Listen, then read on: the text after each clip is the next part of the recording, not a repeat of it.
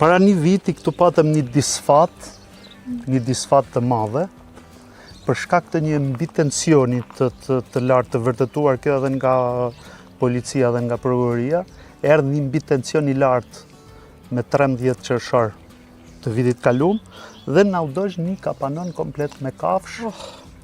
E komplet u shkrumu kapanoni i tëri.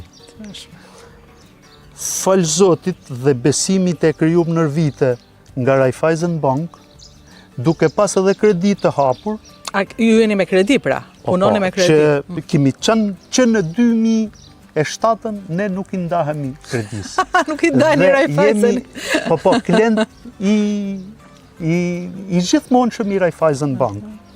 Dhe në ato momente, ku ne humbëm mrena një natë rreth 400-500.000 euro, ishte diçka e pa imagjinueshme që të afrohet dikush me dhënë dimes.